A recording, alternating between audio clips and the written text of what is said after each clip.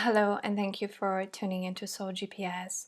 Today, I wanted to talk to you about the topic of narcissistic abuse. Narcissistic abuse is something that is really prevalent in today's society. It affects our families, our relationships, and also we can see it at work. Specifically today, I really wanted to talk about what happens in relationships and how typically that kind of a relationship forms. How does it happen? So it typically begins with you meeting somebody really amazing. You feel like they have just entered your life and everything is shifting, everything is changing. The the air seems to sparkle around them. They are surrounded by people. They have intense charisma. And the best part is that they're giving you a lot of their attention. Shortly after having a conversation with them, you begin to feel like no one is ever been able to listen to you to the degree that they can. They ask you all sorts of personal questions, finding out about your childhood, finding out about your likes, and really keenly listening to the things you dislike, to the things that have hurt you in the past, to the kind of events that you have gone through that have made your heart ache. And they're there for you. They're really, really there for you. In fact, you feel like they're there for you more than your parents or friends have ever been. They begin to open up about their own experiences and their own issues, and you start to see how much you have in common. They do that through mirroring. They do that because they are keenly in the process of interviewing you, finding out what are your best qualities, whether you're an empathic person, whether you are someone with compassion, and what they're doing is they're showing you that they are the same. They're just like you. Before the day or evening wraps up, you might feel like you have just met a soulmate. In fact, it doesn't end very quickly. The next morning, you find a text message from them letting you know that they're thinking about you. They're regularly checking in. You're starting to spend more and more time together. And soon, perhaps even talking about moving in. Perhaps even the topic of marriage comes up. So all of this happens very quickly. And the reason why it happens very quickly is because this person has an agenda and they do not want you to pause and think to try to figure out what it is that they're up to. They want to get under your skin as quickly as possible. One of the ways that they do that is through sex. And narcissistic people or psychopaths, sociopaths, borderlines, they're typically very good at sex. So no matter where your boundaries are, where your standards are, they're very good at breaking down those boundaries and those standards in order to make you open up to them and have an intimate time. Because the more bonded you feel to them, the easier it will be for them to control you. Not to mention the fact that it was most likely a wonderful experience because it was intense. Now, what a lot of victims do is they mistake intensity for love. So that is a mistake. And that is something that it's really easy to miss. Because even though you may be sensing that there's something off about this person, that things are a little bit too good to be true, you go along with it because the rush of chemicals, the rush of dopamine and oxytocin in your body is making you feel like you just want to be with them all the time. It's like you are becoming addicted. So as this relationship is deepening and the person feels more and more confident in the fact that you really like them, the mask begins to slip a little bit and they begin to reveal their true self. The way it happens is you begin to experience different criticisms. They can be very subtle and they can very quickly also deny them if you say something like, well, I did not appreciate you saying that. They'll say, well, no, I did not really mean it this way. You are exaggerating. You're too sensitive. And typically this form of devaluation, which is what it is, tends to escalate and gets worse and worse over time. There even might be instances of them denying outright events and things that you have witnessed, saying that you have imagined it. This is a very insidious form of abuse called gaslighting, in which the abuser basically makes you doubt your sanity. What you will also notice is that there's less and less intimate and beautiful moments between you. But you, being the wonderful, nice person that you are trying to do anything and everything you can in order to make those times return. So you try your best. You abandon your friends. You spend more and more time with them. You notice, in fact, that every time you're out and away, they're pouting. They don't like that. They don't like when you're not giving them attention. So you do your best to always be for them. Maybe they're in the process of starting their own business and you happen to have skills that they need and you offer them.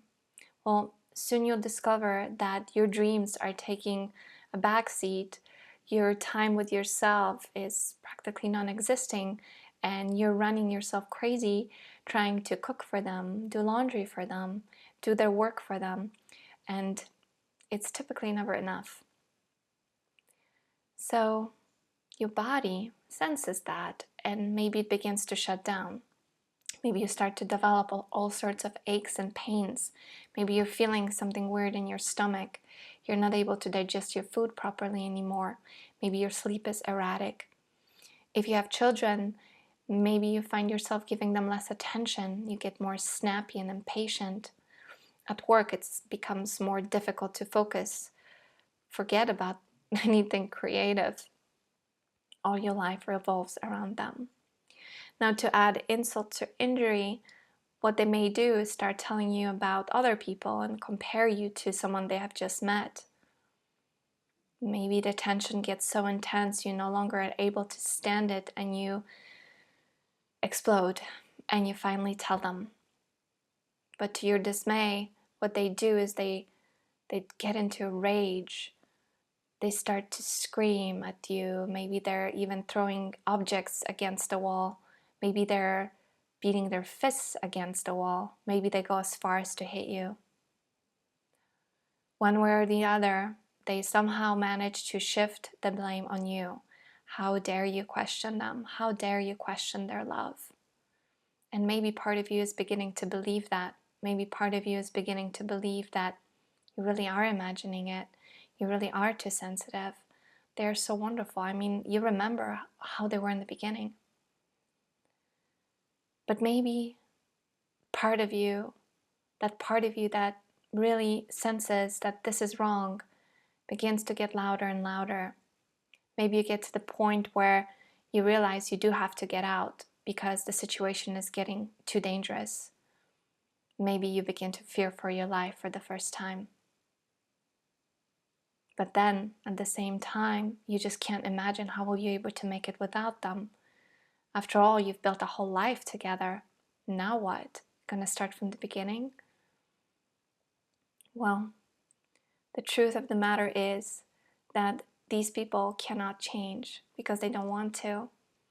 They have found a way to get supply from other people, people who have high levels of compassion, people who forgive easily, people who tend to take all the blame on themselves.